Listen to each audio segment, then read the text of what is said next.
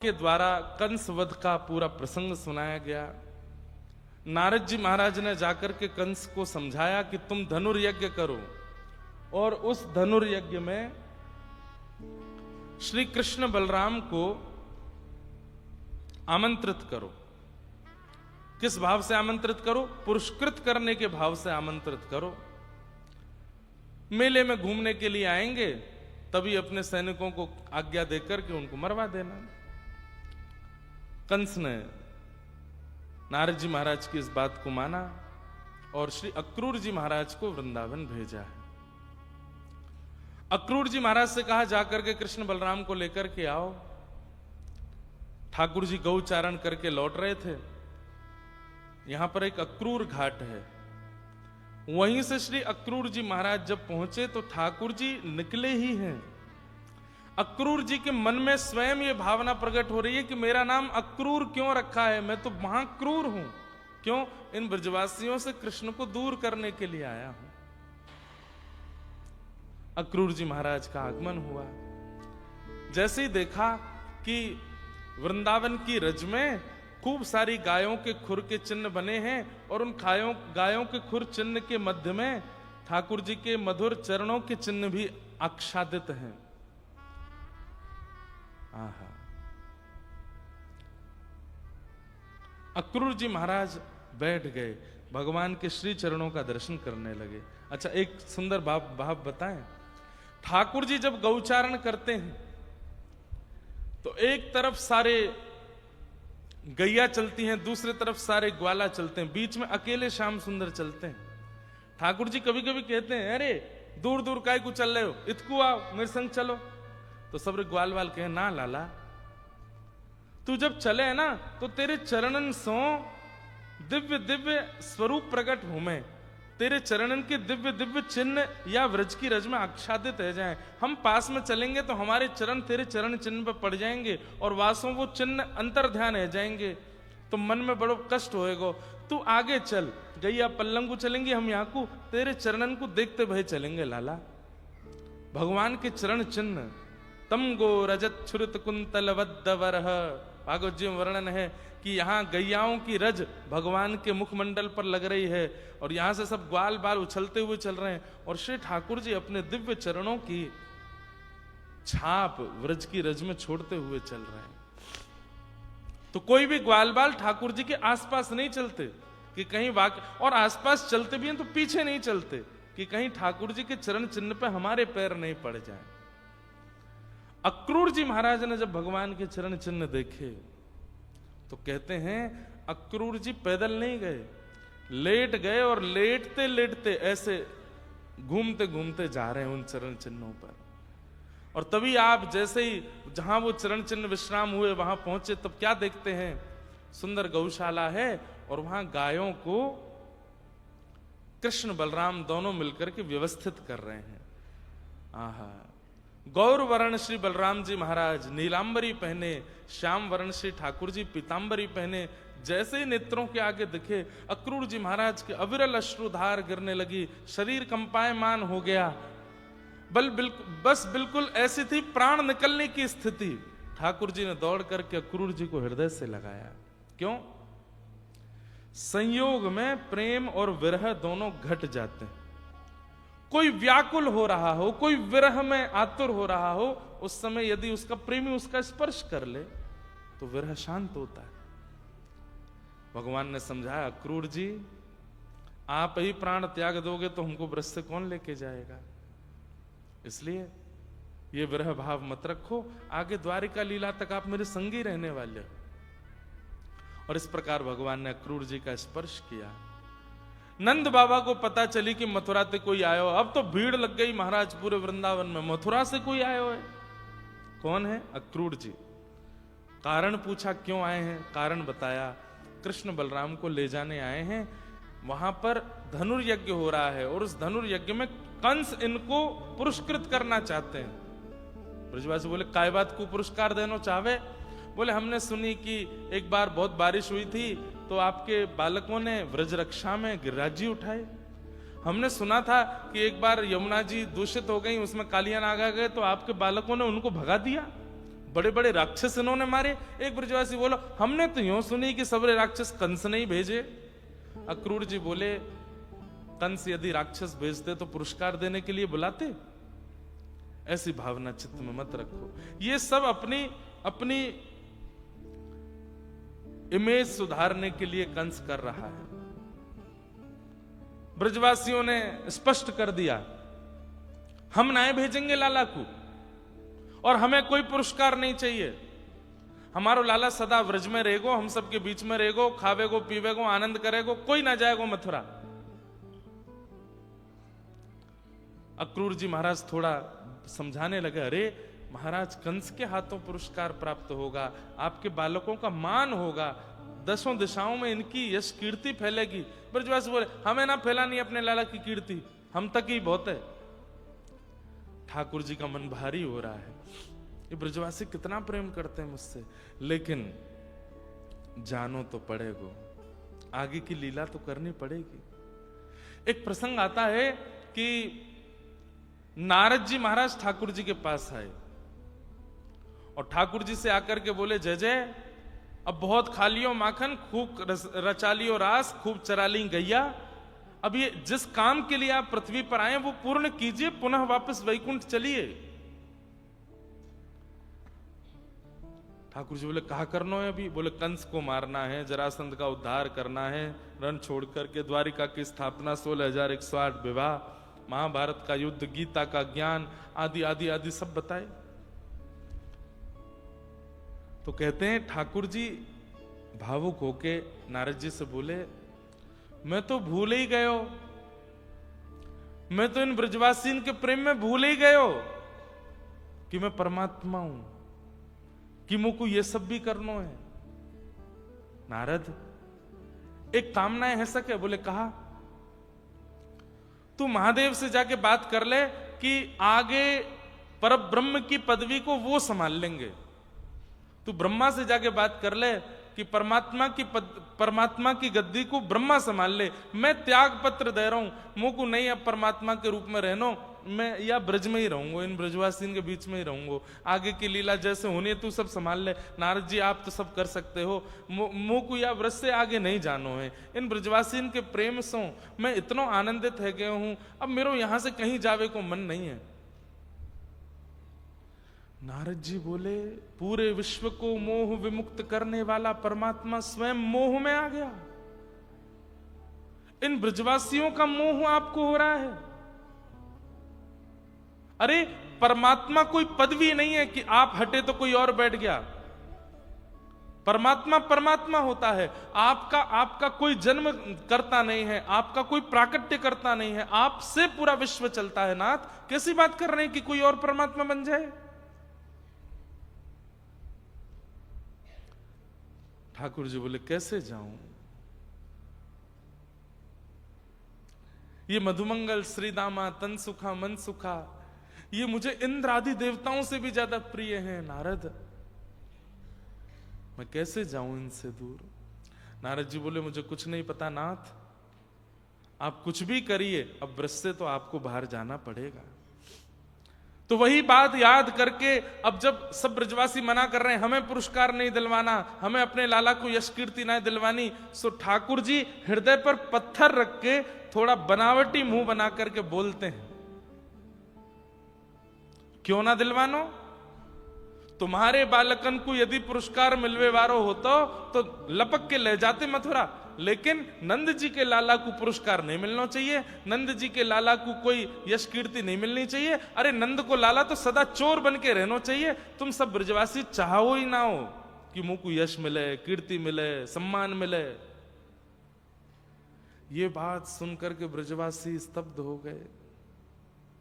ना है लाला, हमारी ऐसी भावना ना है, हम वाह भाव से नहीं कह रहे हैं। लाला तू जाने ना है कंस कितनो क्रूर है। ठाकुर जी बोले अरे कितनो भी क्रूर हो, पुरस्कार देवे के काजे बुला रहे हो। लपक के 2 मिनट में सबन ने मनाए कर दी कि ना भेजेंगे हम अपने लाला को, हमें ना दिलवानो यश कीर्ति वैभव। क्यों? या 4 दीवारी में ही मुंह को भीतर रखोगे, यहीं बूढ़ो कर लोगे? अरे सबके बालक घूमे जामे, सबके बालक आगे जामे, हम क्यों ना जा सके? हम भी जाएंगे। ये बात मन से नहीं बोल रहे हैं ठाकुर जी, लेकिन कुछ तो क्रिया बनेगी वृष से निकलने की। नंद यशोदा सब ब्रजवासी चुपचाप ठाड़े ठाकुर जी को देख रहे हैं। दाऊ दादा भी लाला के स्वर में मिला रहे हैं, हाँ हमको जानो है। ऐसा ये ब्रज, आज कोई भी ब्रजवासी सोए नहीं है रात्रि भर। ना है लाला, हम तो बस ऐसे ही कह रहे, अरे मैं परसों आ जाऊंगा, जान दो मोकू। सब ब्रजवासियों को लगा कि हमारा प्रेम कन्हैया को ऐसा लग रहा है कि हम चाहते नहीं है कि उसको कुछ श्रेष्ठ प्राप्त हो, इसलिए मौन रहो भैया, कुछ मत बोलो। लेकिन मौन भी नहीं रह पा रहे हैं, बार बार ठाकुर जी के सामने जा रहे हैं। बोले लाला तू सच में मथुरा जाएगा? बोले हाँ। अरे 6 किलोमीटर दूर है मथुरा यहां से, मैं जाऊंगा, पुरस्कार लूंगा, परसों आ जाऊंगा, इतनी कहां बड़ी बात है गई। ब्रजवासी बोले लाला बड़ी बात तेरे काजे ना है, पर हम सब तो कमल हैं और हमारे काजे तू ही सूर्य है लाला। जब तक सूर्य ना आवे कमल कैसे खिलेगो? हम लोग तो को देखे बिना रह ना सकें, तो लाला एक काम करें। बोले कहा, हम सब ब्रजवासी चलेंगे तेरे संग, मथुरा में तो को पुरस्कार दिलाए कि हम सब तो को ले आएंगे अपने संग। हाँ भाई सबरे राजी हो? सब ब्रजवासी बोले हाँ ये बढ़िया है, सब अपनी बैलगाड़ी में सब सामान रखो, सारे ब्रजवासी चलेंगे लाला के संग। ठाकुर जी फिर घबराए, बोले ये सब गए तो फिर काम नहीं बनेगा, ये मुझे ले ही आएंगे वापस। और ठाकुर जी चाहते भी आना वापस, लेकिन मैं एक बात कथा में कहा करता हूं, सबकी परिस्थिति सबने सुनी है, पर कभी विचार करके देखा करो कि ठाकुर जी की परिस्थिति कैसी है, ठाकुर जी की परिस्थिति कैसी है। तुरंत ठाकुर जी खड़े हो गए, नहीं अब मैं बड़ो है गऊ, दाऊ दादा बड़े है गए, कोई नहीं जाएगो, हम अकेले जामेंगे। ब्रजवासी बोले यहां में कौन सी बड़ी बात है लाला? अरे मथुरा बड़ो शहर है, वहां सब लोग घरन में रह में, कोई गोबर वोबर के घरन में ना रहे। मतलब ऐसी बात करनी कि जिससे ब्रजवासियों को थोड़ा बुरा लगे और वो मुझे अकेला जाने दें, जानबूझ के कर रहे हैं। बड़ो शहर है मथुरा, हम सब लोग ग्वारिया हैं, गोबर के चिने भय घरन में रह में, वहां जामेंगे, जाए करके गामन की सी स्थिति प्रकट करेंगे, मथुरा के लोग हंसेंगे हम पर। लाला आज हम तो को गांव बारे लग रहे हैं, हम सबन के घर तो को गोबर के चिने भय लग रहे हैं, और हम सब तो को सीधे सीधे बोलना कि हम सब बेसहूरे हैं। ठाकुर जी बोले मैंने यो ना कही कि तुम सबरे बेसहूरे हो, लेकिन मथुरा के लोग उपहास करेंगे, हंसी करेंगे, और हंसी करेंगे तो फिर सबरे रोगे। या हमारे एक बार मैं और दाऊ दादा अकेले जाएंगे, अगली बार कभी होगा तो सब संग में चलेंगे, कोई नहीं जाएगा, और यदि सब जावे की जिद करेंगे तो मैं नहीं जाऊंगा। ब्रजवासी सब कह रहे हैं पता ना कहा बात है कि ऐसा कहा है कि लाला को जावे की जिद है, अकेले ही जावे की जिद है, हमारे संग नहीं जाएगा। और ये सब बातें कह करके ठाकुर जी एकांत में जाकर रो लेते हैं। यशोदा मैया मौन हो गई। लाला के वस्त्र, लाला की पाग, लाला के आभूषण, लाला के सब सामग्री एक थैला में धर रही है, एक मटकी में सुंदर मक्खन धर रही है, और दाऊ दादा को बता रही है सुबह स्नान के बाद ये पोशाक पहनाई दियो, ऐसे सिर पे पाग धारण करा दियो, ज्यादा सुंदर मत बनाइयो, मथुरा की गोपीजन कैसे देखेंगे आपको।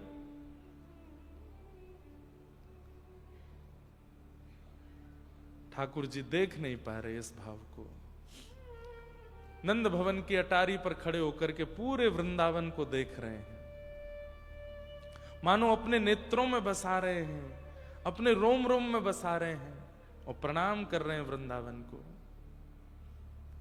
हे साक्षात श्री जी के स्थूल रूप वृंदावन, अब मुझे आगे जाना पड़ेगा, अनेक लीलाओं के लिए मुझे आगे निकलना पड़ेगा। आप कृपा करना श्रीधाम, मैं पुनः वापस आ सकूं।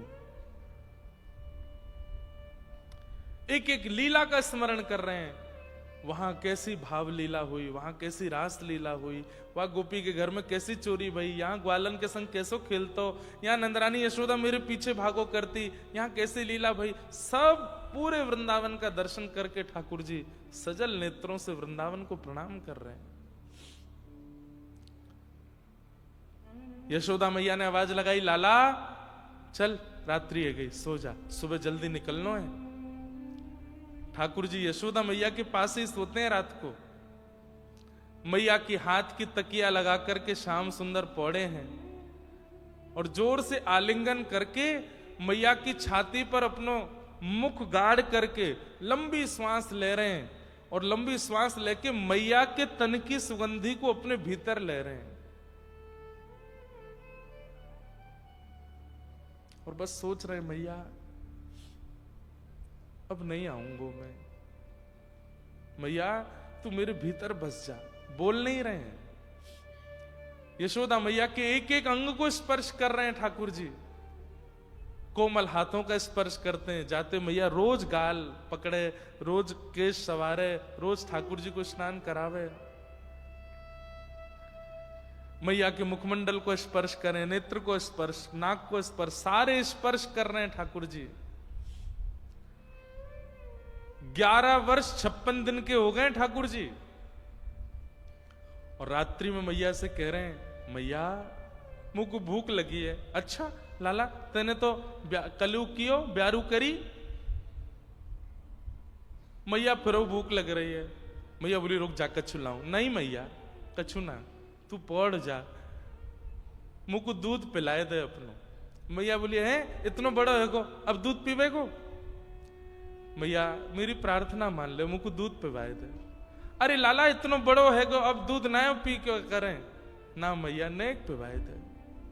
जिद करने लगे ठाकुर जी। यशोदा मैया भी स्वयं को रोक नहीं पाई और ठाकुर जी पयोधर पान कर रहे हैं और रो रहे हैं नेत्रों से। मैया बोली लाला तू रो काई करो है।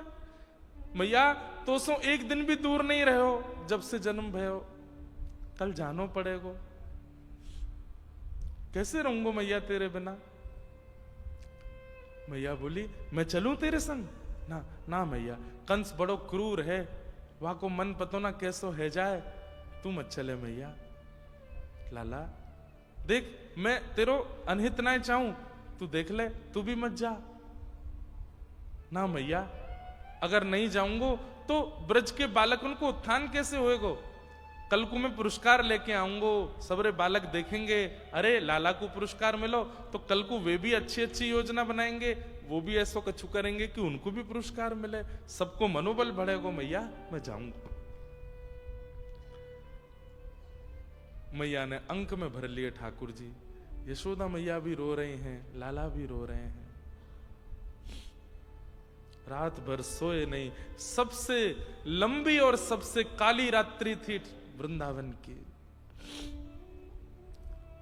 लाखों की तादाद में ब्रजवासी नंद भवन के मुख्य द्वार पर ही बैठे हैं रात्रि भर, कोई अपने घर नहीं गया और सब सूर्य नारायण से प्रार्थना कर रहे हैं, हे सूर्य नारायण आप उदित मत हो, और देर चलने दो, और देर चलने दो इस रात्रि को। क्यों? सुबह होते ही कन्हैया चले जाएंगे। और बंधुओं ये स्थिति तब है जब ब्रजवासियों को पता है कि परसों कन्हैया आ जाएगो, तब ये स्थिति है। इन्हें नहीं पता कि श्री कृष्ण आने वाले नहीं है। एक दिन का वियोग नहीं सह पा रहे हैं ये ब्रजवासी। ब्रज के बिरही लोग बिचारे, ब्रज के बिरही लोग बिचारे, बिन गोपाल ठगे से ठाड़े,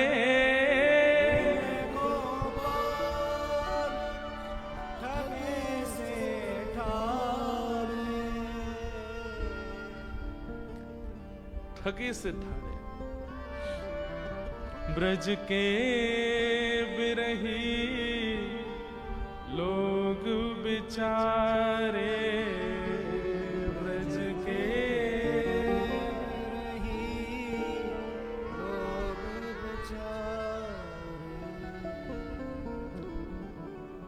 प्रातः काल का समय हुआ, यशोदा मैया की नींद लग गई और जब आंख खुली तो क्या देखती है, लाला अपने आप नहा लियो। लाला ने वस्त्र भी पहन लिए और ठाकुर जी अपनी पाग बांध रहे हैं अपने हाथ से पहली बार।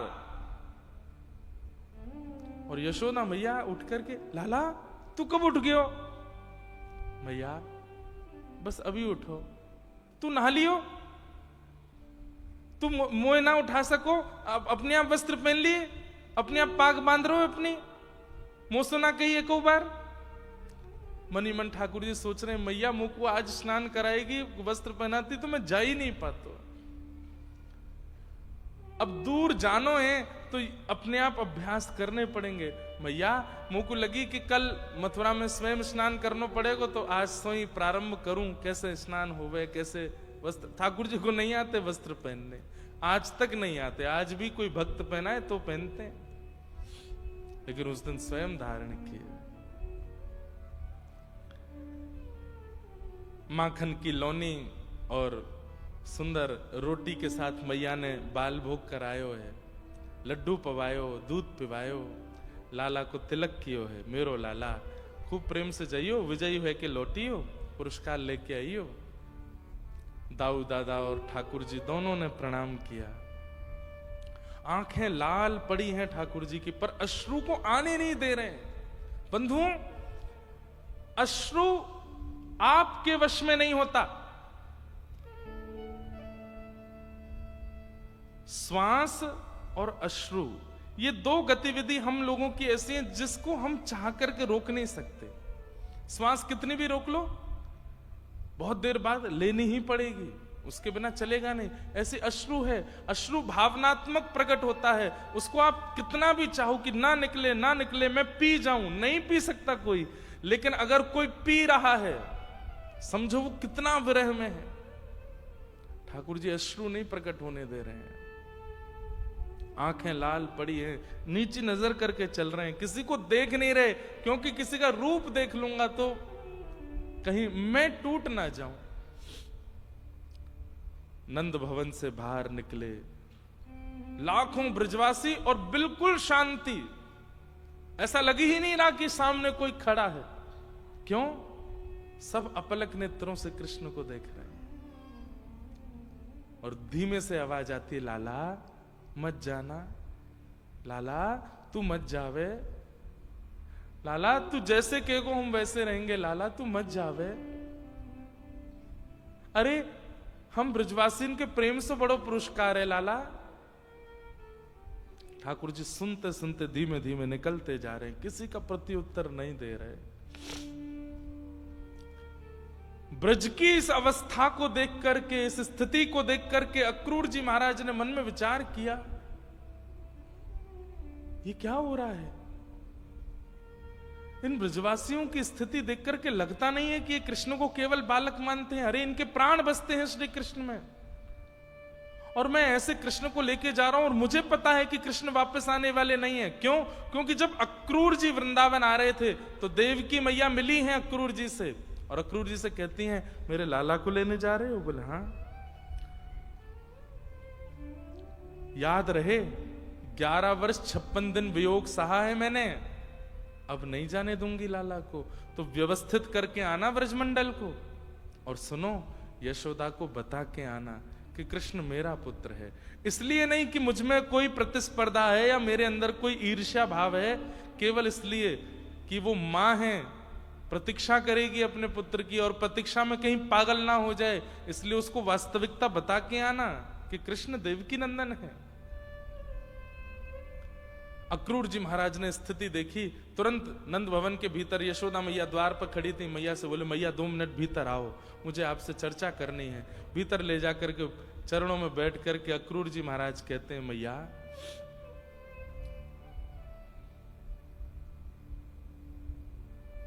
कृष्ण आपके पुत्र नहीं है, वसुदेव और देवकी के पुत्र हैं कृष्ण। 11 वर्ष 56 दिन पहले आपने खबर सुनी होगी कि कंस के कारागृह में अष्टभुजी देवी प्रकट हुई थी। वो अष्टभुजी जो लाली थी वो आपकी कन्या थी। वसुदेव जी महाराज ने लाला की रक्षा के लिए रात्रि में वहां से लाकर के गोकुल में आपके बगल में पड़ा दिया और आपकी लाली को ले जाकर के कंस को दिया, जो कि अष्टभुजी देवी के रूप में प्रकट हुई थी। कृष्ण देवकी नंदन है, कृष्ण वसुदेव नंदन है। तो मां मैं केवल इसलिए आया हूं, आप प्रतीक्षा मत करना। कृष्ण संभवतः वापस नहीं आएंगे, वो अपनी मां के पास रहेंगे। अब ये बात कोई मां सुन ले तो क्या स्थिति होगी उसके। यशोदा मैया तो बिल्कुल जैसे मानो रक्त ठंडा पड़ गया हो। अक्रूर जी कह करके तो चले गए। यशोदा मैया को थोड़ी देर तो होश ही नहीं आया, और थोड़ी देर बाद जब होश आया तो उठ करके चल रही हैं, पैर रखती कहीं है, जाता कहीं है, लड़खड़ा रहे हैं, जैसे तैसे बाहर पहुंची। ठाकुर जी रथ में बैठे ही थे, गोपियां सामने लेट गई हैं, हमारे ऊपर से ले जाओ रथ को। ठाकुर जी चिल्ला चिल्ला के बोल रहे हैं, अरे मैं परसों आ जाऊंगा। इतना रोवे की कहा बात है, इतने विलंब, इतने परेशान है की कहा बात है, मैं आ जाऊंगा परसों। जैसे ही रथ बढ़ा है आगे, यशोदा मैया की आवाज आई। ठाकुर जी देख नहीं रहे हैं पीछे मुड़ करके, बस नेत्र बंद करके बैठ गए हैं। तभी आवाज आई, कन्हैया, लाला। और जैसे ही लाला शब्द, कन्हैया शब्द सुना, समझ गए तो मैया बुला रही है। ठाकुर जी ने पीछे मुड़ करके देखा, अब तक जितने अश्रु छुपाए थे एक संग फूट पड़े, और चलते हुए रथ से श्री कृष्ण कूद पड़े, दौड़ करके गए और मैया के गोद में जाकर के ऐसे लद गए, और लद करके दोनों हाथ पैरों से मैया को आलिंगन कर लिया। हाँ मैया, कहां भयो? मैं आ जाऊंगा ना परसों, मैया तू रोवे मत। यशोदा मैया हंस भी रही है, रो भी रही है। कन्हैया परसों आएगो? बोला हाँ। मेरे सिर पे हाथ रख के सौगंध खा के परसों आवेगो? ठाकुर जी कुछ नहीं बोले। आऊंगो ना मैया? बोले कहना तेरी सौगंध मैया, आ जाऊंगो। बचपन ते तो तेने इतनी बार सौगंध खाई, आज खा ले। ठाकुर जी कुछ नहीं बोले। यशोदा मैया पुनः हृदय से लगाती है, बोले तो कुछ संकुचित ना करना चाहूं लाला, लेकिन आज मुझको पता चली कि तू मेरो लाला नहीं है, तू तो देवकी को लाला है।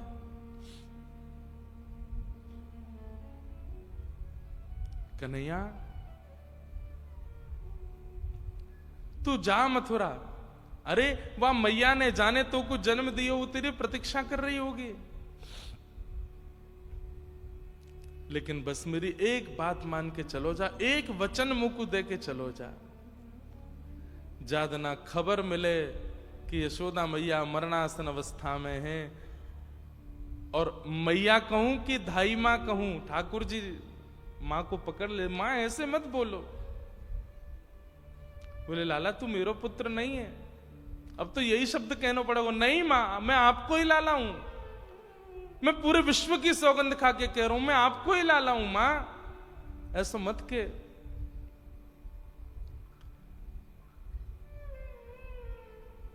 मैया कह रही है लाला चलो जा, लेकिन बस याद रखियो ज्यादा ना खबर मिले कि यशोदा मैया मरणासन अवस्था में, लौट के आए जाइयो, और बस मेरे सामने आके ठाड़ो है जाइयो, तो कुछ देखते देखते प्राण त्याग दूंगी। वासों का होएगो पतो है? कहा मैया, अंते यामती सागति, अंत में जाकू देखते वह प्राण त्यागे ना, अगले जन्म में वो मिल जाए। लाला तू या जन्म में तो मेरो पुत्र नहीं बन पाए, तो कुछ देखते वह प्राण त्यागूंगी तो अगले जन्म में तू फिर मेरो लाला बन के आएगो, और जितनी कमी या जन्म में रह गई वो सब पूर्ण करूंगी मैं। खूब प्रेम ते जाइयो, अपनो ध्यान रखियो, ज्यादा ऊधम मत करियो, और बस ऐसा कहते कहते यशोदा मैया मूर्छा अवस्था में पहुंच गए।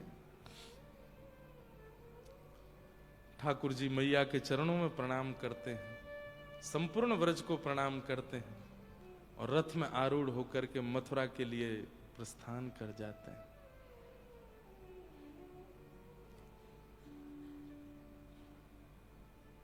सब ब्रजवासी खड़े खड़े निहार रहे हैं और ठाकुर जी निकल गए। बंधुओं, अब हमारे व्रज साहित्य के अनुसार जैसे ही वृंदावन की सीमा पर पहुंचे हैं तो अक्रूर जी महाराज के मन में आया कि मैं यमुना स्नान कर लूं। और अक्रूर जी श्री यमुना स्नान करने के लिए गए हैं तो ऐसा वर्णन करते हैं कि ठाकुर जी ने वहां 2 रूप प्रकट कर लिए और अपने स्वभाव जन्य रूप को तो ठाकुर जी ने व्रजमंडल में बिछा दिया। मतलब कण कण में ठाकुर जी आ गए, कण कण में, वृक्षों में, वल्लरियों में, छोटे छोटे पौधे पत्ते सब के अंदर ठाकुर जी विद्यमान हो गए। ठाकुर जी का स्वभाव जन्य रूप पूरे व्रजमंडल में आच्छादित हो गया और ठाकुर जी का प्रभाव जन्य रूप आगे की यात्रा पर गया है। और इसका प्रमाण कि जब अक्रूर जी ने स्नान किया तो यमुना जी में ठाकुर जी ने उनको चतुर्भुज रूप में दर्शन भी कराया।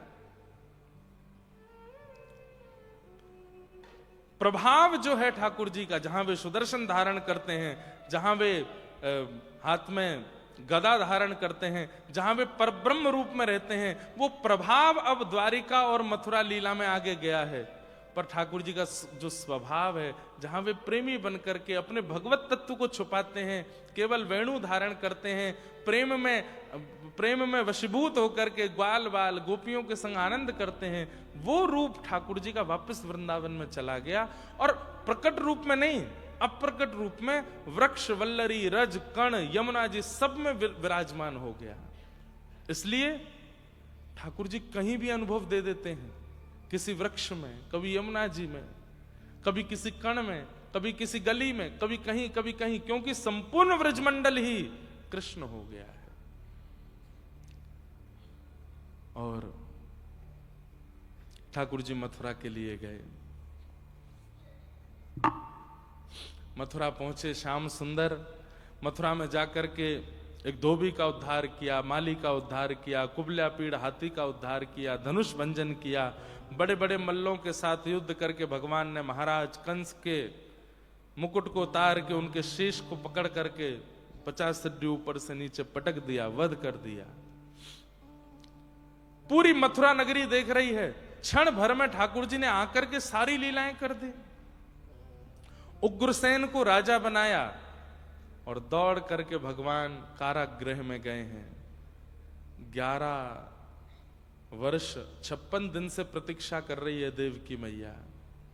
और आज जैसे ही श्याम सुंदर इतने बड़े होकर के मैया के सन्मुख पधारे, दौड़ करके मैया ने हृदय, देखिए ये ठाकुर जी का स्वरूप, एक जगह विरह दे करके आए हैं, एक जगह वियोग दे करके आए हैं और एक जगह आकर के संयोग दे रहे हैं।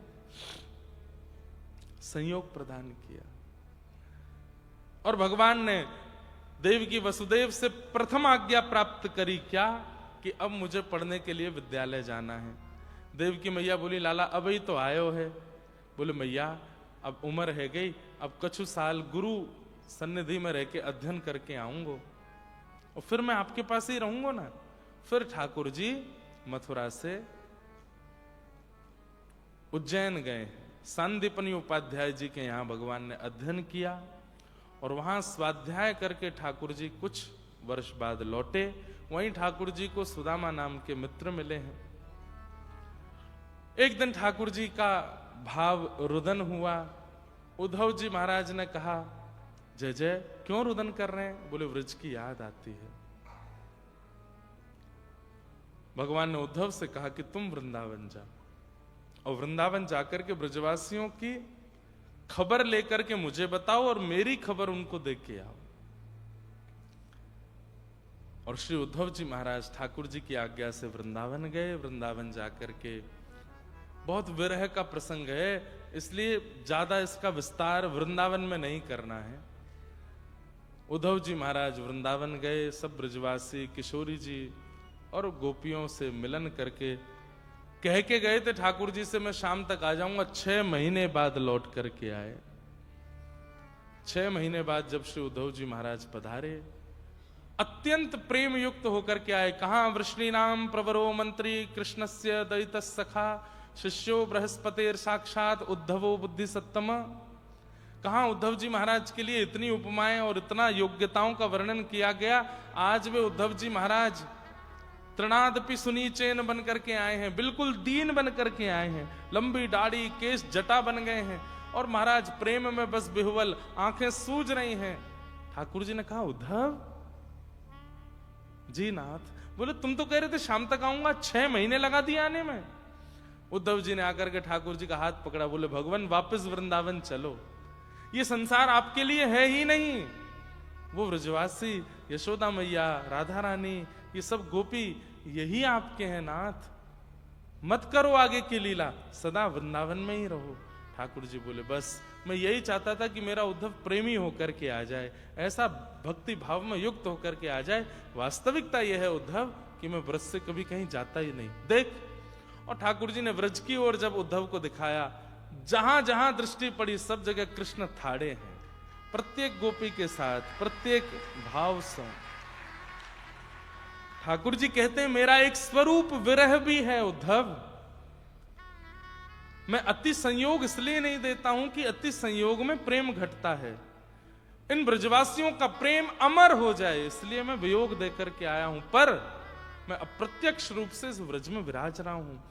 कालांतर में जो भी मेरा भजन कीर्तन और प्रेमाश्रुओं से इस वृंदावन की भूमि को सींचेगा, प्रेमाश्रुओं से सींचेगा, उसको मेरा अनुभव होगा। मैं सदा इस वृंदावन में रहूंगा। वृंदावनम परित्यज्य पादमेकम न गच्छति। एक पैर भी ठाकुर जी बाहर वृंदावन से नहीं जाते हैं। ये आगे की द्वारिका लीला आदि आदि लीलाओं में तो मैं अब प्रभाव रूप से चल रहा हूं, मैं अपने भगवत रूप में चल रहा हूं, लेकिन मेरा जो स्वभाव जन्य रूप है वो तो व्रजमान है, वृंदावन में ही है। इस प्रकार भगवान ने उद्धव को संभाला। बहुत सुंदर प्रसंग है, कई बार मैं इसका विस्तार कर चुका हूं, लेकिन व्रज वृंदावन से ठाकुर जी को बाहर भेजने की कथा बहुत विस्तृत नहीं कहनी है। ठाकुर जी 17 बार जरासंध ने चढ़ाई की, भगवान ने 17 बार उसको हरा दिया। 18वीं बार जब ब्राह्मणों को अनुष्ठानिक विधि से बैठा करके जरासंध आया तो भगवान रण छोड़ करके द्वारिका प्रस्थान कर गए। बोलो द्वारिकाधीश की। भगवान ने विश्वकर्मा को आज्ञा करके एक नई नगरी का निर्माण किया जिसका नाम द्वारिका पड़ा। सब ब्रजवासी यदुवंशी वहां विराजमान हो गए। रेवत राजा की पौत्री के साथ में श्री बलराम जी का विवाह हुआ और श्री रेवती रमण श्री बलराम जी हुए। कौंडन्यपुर के राजा भीष्मक, उनकी पुत्री रुक्मणी जी, जिनको नारद जी ने कथा सुना सुना करके ठाकुर जी के प्रेम में आच्छादित कर दिया है, वे रुक्मणी जी भगवान को पत्र लिखती हैं। ठाकुर जी पत्र पढ़ करके कौंडन्यपुर जाते हैं और रुक्मणी जी का हरण करते हैं। तत्पश्चात विधिवत भगवान का रुक्मणी जी के साथ में विवाह होता है। बोलो रुक्मणी रमण भगवान की। प्रश्न उठते हैं, किशोरी जी से विवाह नहीं किया, रुक्मणी जी से क्यों किया? अप्रत्यक्ष रूप से व्रज साहित्य के अनुसार तो ठाकुर जी का विवाह किशोरी जी से हुआ। और दूसरी बात,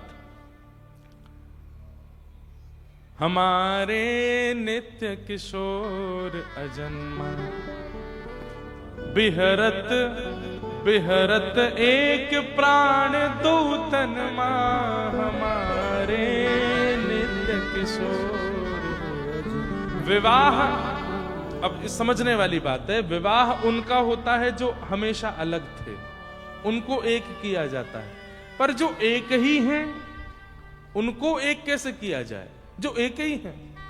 श्री किशोरी जी भिन्न नहीं है, श्री किशोरी जी कोई देवी नहीं है, श्री किशोरी जी कोई अन्य किसी भाव से प्रकट नहीं है, श्री कृष्ण ही किशोरी जी के रूप में है, ठाकुर जी ही किशोरी जी के रूप में आए हैं। उन दोनों में कोई अंतर नहीं है, बस दोनों के प्राण एक हैं, देह अलग अलग है, प्राण एक ही, उन दोनों में कोई अंतर नहीं। लेकिन फिर भी हमारे व्रज भाव से ठाकुर जी का विवाह किशोरी जी से हुआ। पर भागवत जी के भाव से ठाकुर जी नारायण हैं और नारायण का विवाह लक्ष्मी से होता है, और लक्ष्मी के साथ रुक्मणी जी के साथ में ठाकुर जी का विवाह हुआ। भगवान का प्रथम विवाह रुक्मणी जी के साथ में हुआ। ठाकुर जी का द्वितीय विवाह जामवती, जामवंत की बेटी